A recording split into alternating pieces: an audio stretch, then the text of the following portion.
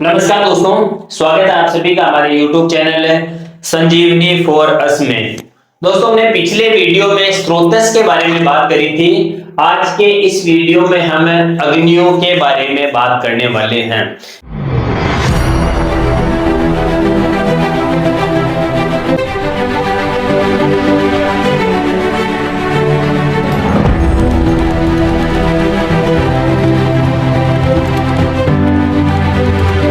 यानी हमारे शरीर में, मनुष्य के शरीर में वह शक्ति जो उसके द्वारा ग्रहण किए गए आहार का पाचन करती है, उसका डाइजेशन करती है, उस शक्ति को अग्नि कहा गया है। तो हमारे शरीर में अलग अलग प्रकार की अग्नियां मौजूद रहती है। तो इस वीडियो में हम अग्नियों के बारे में बात करेंगे। वीडियो में लास्ट तक बने रहना। जानकारी अच्छी लगे तो इस वीडियो को लाइक कर देना और हमारे चैनल को सब्सक्राइब कर लेना।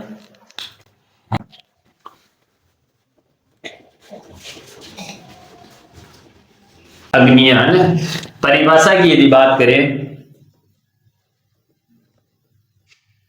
मनुष्य के शरीर में मौजूद वह शक्ति जो उसके द्वारा ग्रहण किए गए आहार का पाचन करती है। वह शक्ति जो ग्रहण किए गए आहार का पाचन करती है। जो भी हम आहार ग्रहण करते हैं, आहार उसका डाइजेशन होने के बाद में वो आहार के दो भाग हो जाते हैं। ठीक है। पर जब पाचकाग्नि क्रिया करती है तो उससे आहार दो भागों में डिवाइड होता है। एक आहार रस और दूसरा है आहार मल, जिसे किट्ट भी बोला गया है। ठीक है। जब आहार का पाचन होता है तो उससे एक भाग से आहार रस का निर्माण होता है, जिससे आगे चलकर धातुओं का निर्माण होता है। ठीक है। और आहार मल, जिससे मल का निर्माण होता है। पुरीश, मूत्र और स्वेद। ठीक है। आहार दो भागों में डिवाइड हो जाता है, आहार रस और आहार मल। तो अभी इस आहार का पाचन और आहार का पाचन कैसे होता है और आहार का पाचन कौन करता है, उसी शक्ति को पाचकाग्नि बोला गया है। और ये हमारे शरीर में, यानी मनुष्य के शरीर में अग्नियों की संख्या कितनी होती है। सबसे पहले आहार पर पाचकाग्नि क्रिया करेगी, उसके बाद में सार रस बनेगा और इन रसों पर पर्टिकुलर धात्वाग्नियां और भूताग्नियां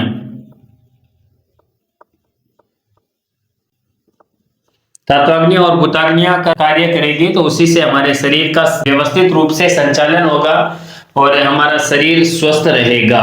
प्रकार की यदि बात करें तो अग्नियों कितने प्रकार की होती है। प्रकार, हमारे शरीर में 3 प्रकार की अग्नियां होती है। पहली है जठराग्नि, दूसरी है धात्वाग्नि और तीसरी है भूताग्नि। हमारे शरीर में, यानी मनुष्य के शरीर में 3 प्रकार की अग्नियां मौजूद रहती है और ये तीनों प्रकार की अग्नियां अलग अलग तरीके से हमारे द्वारा ग्रहण किए गए आहार का पाचन करती है। ठीक है ना। जब ये तीनों अग्नियां साम्यावस्था में रहेगी, प्राकृत अवस्था में रहेगी, तो हमारा शरीर निरोगी रहेगा। और जब इन तीनों प्रकार की अग्नियों में किसी भी प्रकार की विषम स्थिति पैदा होती है तो उस समय हमारा शरीर रोगों से ग्रसित हो जाता है। ठीक है ना। तो अब यदि टोटल संख्या की बात करें, प्रकार हो गए 3 और संख्या की अगर बात आती है तो संख्या, अग्नियों की संख्या, तो अग्नियों की संख्या आयुर्वेद के अनुसार 13 होती है। इसमें एक जठराग्नि की संख्या 1 है, जो धात्वाग्नि है वो 7 और भूताग्नि ये 5 होती है। तो इस तरह से हमारे शरीर में 13 अग्नियां कार्य करती है। ठीक है, इस तरह से हमारे शरीर में 13 अग्नियां काम करती है। एक जठराग्नि, धात्वाग्नि 7 और भूताग्नियां 5 है। जो भी हमारा शरीर और वातावरण, पृथ्वी की जितनी भी सारी चीजें हैं, यहाँ तक कि हमारा शरीर और यहाँ तक कि हमारा आहार भी महाभूतों से मिलकर बना है। तो ये महाभूतों की संख्या 5 है और इन प्रत्येक महाभूत को अपनी अपनी अग्नियां ही उनको पाचन करने का कार्य करती है। ठीक है ना। तो पर्टिकुलर महाभूतों की अग्नियों को भूताग्नियां बोला गया है। और आहार रस से जो धातुओं का निर्माण होता है, उन सभी धातुओं को अपनी अपनी अग्नि डाइजेस्ट करने का काम करती है, तो उन सभी को धात्वाग्नियां बोला गया है। और जठराग्नि इन सब में प्रधान अग्नि होती है। ठीक है ना। जठराग्नि इन सब में प्रधान अग्नि होती है। जठराग्नि को प्रधान अग्नि माना गया है। प्रधान अग्नि, प्रधान अग्नि का मतलब हमारे द्वारा ग्रहण किए गए आहार का डाइजेशन जठराग्नि करती है। और इन दोनों अग्नियों पर, धात्वाग्नि और भूताग्नियों पर नियंत्रण और कंट्रोल करने का काम भी जठराग्नि ही करती है। ठीक है ना। इन दोनों अग्नियों को, धात्वाग्नि और भूताग्नियों को कंट्रोल करने का कार्य जठराग्नि करती है। इसीलिए जठराग्नि को प्रधान अग्नि बोला गया है, या इसीलिए इसको प्रधान अग्नि कहा गया है। आगे बढ़ते हैं, जठराग्नि को डिटेल में समझते हैं। जठराग्नि क्या है, जठराग्नि की परिभाषा क्या है और जठराग्नि को और कितने नामों से जानते हैं। ठीक है, इसका एक बार अगर स्क्रीनशॉट लेना चाहो तो एक बार स्क्रीनशॉट ले लो, फिर आगे बढ़ते हैं। मनुष्य के शरीर में वह शक्ति जो ग्रहण किए गए आहार का पाचन करती है, उसको अग्नि कहा गया है। अग्नि के प्रकार की यदि बात करें तो 3 प्रकार की अग्नियां होती है, जठराग्नि, धात्वाग्नि और भूताग्नियां। ठीक है, जठराग्नि की संख्या 1 होती है। धात्वाग्नि जो हमारे शरीर में जितने भी धातु है, जैसे रस, रक्त, मांस, मेद, अस्थि, मज्जा, शुक्र, तो ये 7 है। और भूताग्नि जो हमारे वातावरण में, हमारे शरीर में जितने भी महाभूत है, उन सबकी एक एक अग्नि होती है, तो ये होगी 5। ठीक है ना। ये संख्या देख लो, जठराग्नि 1, धात्वाग्नि 7 और भूताग्नि, पंच महाभूतों की जो अलग अलग अग्नि है, उनकी संख्या 5 होती है। तो इस प्रकार से मनुष्य के शरीर में कुल 13 अग्नियां होती है। आगे बढ़ते हैं, जठराग्नि। जठराग्नि वह अग्नि जिसके उपस्थित होने पर व्यक्ति जीवित रहता है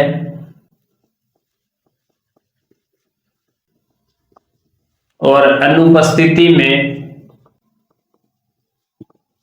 मनुष्य की मृत्यु होती है, ये मृत्यु हो जाती है। वह अग्नि जिसकी उपस्थिति होने पर मनुष्य जीवित रहता है और जिसकी अनुपस्थिति में व्यक्ति की मृत्यु हो जाती है, इसीलिए इसको जीवाग्नि भी बोला गया है। ठीक है ना। इसीलिए इसको जीवाग्नि भी बोला गया है, जीवाग्नि। ठीक है, यदि आपको साफ नहीं दिखता है तो एक बार कमेंट करके बता देना। इसी को अंतराग्नि कहा जाता है। जैसा कि मैंने पहले बताया कि जठराग्नि बाकी की अन्य दोनों अग्नियों को कंट्रोल और नियमन करने का कार्य करती है, नियंत्रण करने का कार्य करती है।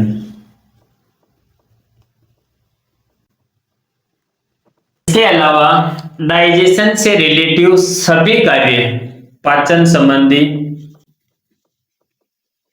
यानी चयापचय की क्रिया,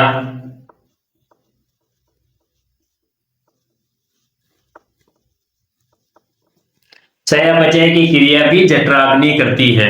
इसीलिए इसको पाचकाग्नि, पाक अग्नि, कोष्ठाग्नि भी कहा जाता है। अब इसके पर्याय की बात करें, जठराग्नि को और किस नाम से जानते हैं, यानी जठराग्नि को और किस किस नाम से जाना जाता है, पर्याय। तो पहला हो गया इसका पाचकाग्नि, पाक अग्नि, कोष्ठाग्नि, जीवाग्नि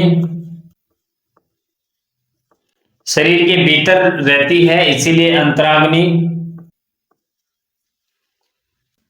अंतराग्नि और पाचक पित्त। ठीक है, तो ये जठराग्नि के नाम है पाचकाग्नि, पाकग्नि, कोष्ठाग्नि, जीवाग्नि, अंतराग्नि और पाचक पित्त। ठीक है, ये हो गए। और अब इसका स्थान अगर अपन एक बार के लिए माने कि पाचक अग्नि जो जठराग्नि है वो कहाँ मौजूद रहती है, स्थान, स्थान की यदि बात करें तो ये पित्त दरा कला में मौजूद रहती है। पित्त दरा कला, जैसे हमारे शरीर में 7 कलाएं होती है, उसमें से छठे नंबर की जो है छठवीं कला है उसको पित्त दरा कला बोलते हैं। और पित्त दरा कला में जठराग्नि मौजूद रहती है ना। पित्त दरा कला में जठराग्नि होती है, पित्त दरा कला। ठीक है, ये नाम भी आपको याद रखना है, पित्त दरा कला। और यदि ऐसे एनाटॉमिकली अगर जानने का प्रयास करें एक बार के लिए, शरीर रचना के अनुसार इसका स्थान जाने तो आमाशय और पक्वाशय के बीच में, आमाशय और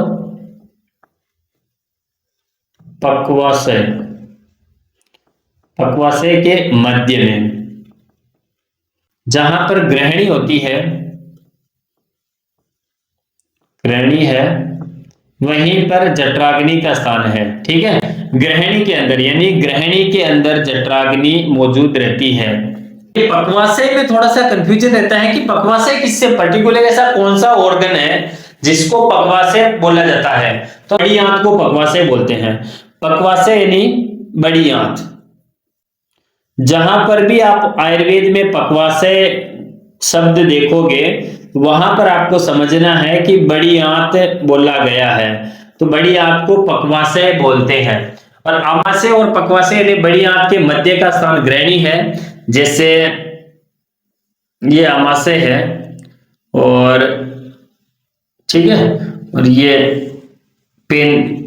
ये अग्नाशय पेनक्रियास है, इस तरह से आमाशय, ये ग्रहणी, और ये यहां जाके यहाँ पे ये बड़ी आंत स्टार्ट हो जाती है। ठीक है, समझ गए ना, ये बड़ी आंत। तो ये आमाशय हो गया और ये पक्वाशय हो गया। अब इसके बीच की जो स्थान है ये ग्रहणी है। एक बार के लिए समझने का प्रयास करना, ग्रहणी के अंदर ही जठराग्नि क्यों होती है, तो इसके लिए आप एक के लिए समझो कि जो आमाशय का रस है HCl है ना, मॉडर्न के हिसाब से समझना, HCl जो है आमाशय के अंदर HCl होता है। HCl आमाशयिक रस और ये अग्नाशय। ठीक है, ये अग्नाशय, आप डायग्राम में देख लेना, अग्नाशय का रस यहीं पर आकर मिलता है, पाचन होने के बाद में यही आता है, और इधर लीवर होता है। ठीक है, लीवर के बीच में पित्ताशय होता है, और पित्ताशय से भी जो नली निकलती है वो भी ग्रहणी में आकर ही मिलती है। यहां पर 3 रस आकर मिलते हैं, तीनों रसों का ग्रहण करती है, इसीलिए इसको ग्रहणी बोला गया है। और ग्रहणी के अंदर ही जठराग्नि मौजूद रहती है। ठीक है, पहला HCl आमाशयिक रस, दूसरा अग्नाशयिक रस, और तीसरा पित्ताशय से निकलने वाला पित्त, ये तीनों आकर ग्रहणी में मिलते हैं, वहीं पर अग्नियां प्रज्वलित होती है, इसीलिए इसको जठराग्नि बोला गया है। और इस स्थान को जठर बोला जाता है, इस स्थान को जठर बोला जाता है। ठीक है, यहीं से हमारे शरीर की सभी अग्नियों का कंट्रोल होता है। अगर जब किसी प्रकार की विकृति पैदा होती है तो उस समय हमारे शरीर में डाइजेशन से रिलेटिव कई सारी बीमारियां हमें लग जाती है। तो हमारी ग्रहणी का स्वस्थ रहना अति आवश्यक है। यदि आपकी ग्रहणी स्वस्थ रहेगी और ग्रहणी में आने वाले रस यदि व्यवस्थित रूप से आएंगे तो आपका शरीर का अन्य कार्य भी व्यवस्थित रूप से होता रहेगा और आप पूर्ण रूप से स्वस्थ रहेंगे। ठीक है ना। और कहीं न कहीं एक बात आती है कि हमारे शरीर में सभी रोगों का कारण पेट माना जाता है। यदि आपका पेट सही रहेगा तो आप किसी भी प्रकार के रोग से पीड़ित नहीं होगे। जितने भी रोग हमारे शरीर में होते हैं उनका प्रत्येक अप्रत्यक्ष मुख्य कारण पेट होता है, हमारी अग्नियां होती है, जठराग्नि उसका मुख्य कारण होती है। यदि आपकी जठराग्नि सही है तो शरीर के अन्य ऑर्गन भी व्यवस्थित रूप से काम करेंगे और आप कभी भी बीमार नहीं पड़ोगे। कोई जठराग्नि, अब जठराग्नि के दोष, ठीक है, जठराग्नि किस तरह से काम करती है, जठराग्नि के दोष, ठीक है, इसको आप देख लेना, स्क्रीनशॉट लेना चाहो तो स्क्रीनशॉट ले लो, फटाफट स्क्रीनशॉट ले लो, फिर आगे बढ़ते हैं। जठराग्नि के दोष,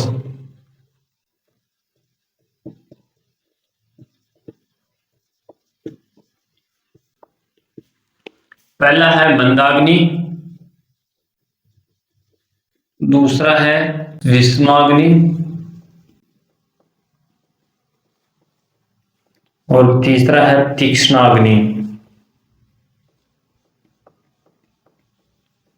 यानी आपके शरीर में मौजूद जठराग्नि किस तरह से काम करती है उसी के अनुसार आपके शरीर की अन्य क्रियाएं होगी, ठीक है। ये तीनों जो हमारे वात पित्त कफ है, तीन दोष के अकॉर्डिंग जठराग्नि प्रभावित होती है। जो दोष प्रबल होगा उसी के अकॉर्डिंग आपकी जठराग्नि काम करेगी।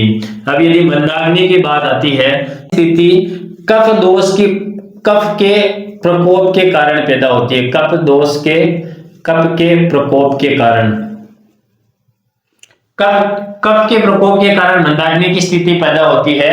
जबकि जठराग्नि या फिर पाचकाग्नि मंदाग्नि वाली स्थिति में है तो आपके द्वारा ग्रहण किया गया भोजन धीरे धीरे पचेगा और उसको भोजन को डाइजेस्ट होने में, उस भोजन को डाइजेस्ट होने में टाइम लगेगा। आप जो कुछ भी खाओगे, कितना भी लाइट और कितना भी हल्का भोजन करोगे तो उसको पचने में आपको समय लगेगा। और कई बार स्थिति ऐसा होती है कि हम कुछ भी नहीं खाते हैं तो भी आपको भूख नहीं लगती है और थोड़ा सा भी खाने पर भी आपका सही ढंग से पाचन नहीं होता है, तो उस स्थिति में मंदाग्नि वाली स्थिति हो जाती है। कफ दोष के प्रकोप के कारण मंदाग्नि की स्थिति पैदा होती है और मंदाग्नि ही सभी रोगों का कारण बनती है, सभी रोगों का कारण बनती है। जितना भी आप लाइट खाओगे उसका भी यदि सही ढंग से पाचन नहीं होगा, निश्चित रूप से उसका डाइजेशन नहीं होगा तो वो कहीं ना कहीं अपक्व रूप में और आम रस बन जाएगा, अपक्व रूप में जाकर आपके शरीर में, आपके बड़ी आंतों में चला जाएगा और उसका सही ढंग से आगे चलकर धात्वाग्नि भी सही ढंग से काम नहीं कर पाएगी, भूताग्नि भी सही ढंग से काम नहीं कर पाएगी। इसीलिए कहा गया है अग्नि ही सभी रोगों का कारण बनती है। यदि आपकी जठराग्नि वीक है, जठराग्नि वीक है तो अन्य कई सारे रोग पैदा होने की स्थिति पैदा हो जाती है। विषम अग्नि यह वात प्रकोप के कारण होती है, वात के प्रकोप के कारण। कई बार ऐसी स्थिति पैदा होती है, कई बार आप भारी भोजन करते हो तो उसका भी पाचन जल्दी हो जाता है और कई बार आप हल्की चीज खाते हो, लाइट हल्का भोजन करते हो तो उसका भी पाचन नहीं हो पाता है, तो ये स्थिति विषमाग्नि वाली स्थिति कहलाती है। और कई बार आपको तेज भूख लगती है, ठीक है, भारी भोजन करने के बाद भी आपको तेज भूख लगती है और कई बार जितना आप हल्का खाना खाओगे, आप नहीं भी खाओगे तो भी आपको भूख नहीं लगेगी, तो वो विषमाग्नि वाली स्थिति है और ये वात प्रकोप के कारण ये स्थिति पैदा होती है। जब आपके शरीर में वात प्रकोपित होगी तो आपकी जठराग्नि विषमाग्नि वाली स्थिति में चली जाएगी। इसमें कभी भूख ज्यादा लगती है, भूख ज्यादा, वह कभी कम लगती है, कम लगती है, यानी कि एक विषम स्थिति है, बिगड़ जाता है, कभी भूख लग रही है कभी नहीं लग रही है, खा रहे हो तो ही चल रहा है, नहीं खा रहे हो तो ही चल रहा है, तो ये विषमाग्नि वाली स्थिति है। आगे बात करते हैं तीक्ष्णाग्नि की। तो पित्त के प्रकोप के कारण तीक्ष्णाग्नि प्रकोपित होती है। इसमें क्या होता है कि अग्नि जो जठराग्नि है वो तीक्ष्ण होती है, बहुत तेज गति से काम करती है। तीक्ष्णाग्नि यानी तीव्र गति से भूख लगती है या तीव्र गति से काम करती है। ठीक है। आपने कई सारे लोग ऐसे देखे होंगे जो बहुत ज्यादा खाते हैं, कई सारे व्यक्ति ऐसे होते हैं जो खाने में बहुत ज्यादा खाते हैं फिर भी उनका शरीर नहीं बनता है। उनके तीक्ष्णाग्नि की वजह से, तीक्ष्णाग्नि की वजह से ऐसी चीजें होती है, ज्यादा खाने के बावजूद भी उनका शरीर नहीं बनता है, वजन नहीं बढ़ता है, वजन नहीं बढ़ता है, शरीर पतला रहता है। कहने का मतलब है तीक्ष्णाग्नि में उनको भूख ज्यादा लगेगी, तीक्ष्णाग्नि में उनको भूख ज्यादा लगेगी, अभी जो भी वो खाएंगे उनका जल्दी से पाचन हो जाएगा। और कई बार स्थिति में धातु क्षयजन्य रोग हो जाते हैं। स्थिति ऐसी हो जाती है कि भोजन नहीं मिलने की स्थिति में उसकी अग्नि जो है शरीर की जठराग्नि है, धातुओं का ही पाचन करने लग जाती है। इसीलिए कई सारे व्यक्ति होते हैं उनका शरीर नहीं बनता है, क्योंकि भोजन नहीं मिलने की स्थिति में और भूख ज्यादा लग रही है तो उस समय उसका शरीर जो व्यक्ति है उसकी बॉडी धातुओं का क्षय करने लग जाती है, उसके धातुओं का पाचन करने लग जाती है। इसीलिए कई सारे व्यक्ति ऐसे होते हैं जो बहुत ज्यादा खाते हैं, उनको भूख बहुत ज्यादा लगती है फिर भी उनका शरीर बनता नहीं है। जब ये तीनों साम्यावस्था में रहती है, जब ये तीनों स्थितियां साम्यावस्था में रहती है तो हमारा शरीर व्यवस्थित रूप से काम करता है, हमारे शरीर में किसी भी प्रकार का रोग उत्पन्न नहीं होता है। इस साम्यावस्था की स्थिति को समाग्नि भी बोला गया है। तो इसकी वजह से जब ये साम्यावस्था में रहेगी तो इसको समाग्नि भी कहा जाता है। समाग्नि वाली स्थिति में जो भी आहार ग्रहण करेंगे उसका सही समय पर पाचन हो जाएगा और हमारा शरीर रहेगा और हमारा शरीर बलवान रहेगा। ये हो गई जठराग्नि। आगे नेक्स्ट वीडियो में हम बात करेंगे धात्वाग्नि और भूताग्नियों के बारे में, ठीक है। तो नेक्स्ट पार्ट का वेट करो, अगले पार्ट में हम बात करेंगे धात्वाग्नि और भूताग्नियों के बारे में। धात्वाग्नि कौन कौन सी होती है, भूताग्नियां कौन कौन सी होती है और हमारे शरीर में धात्वाग्नि और भूताग्नियां किस तरह से काम करती है। आज की वीडियो में बस इतना ही, मिलते हैं नेक्स्ट वीडियो में, तब तक के लिए जय हिंद, जय श्री राम।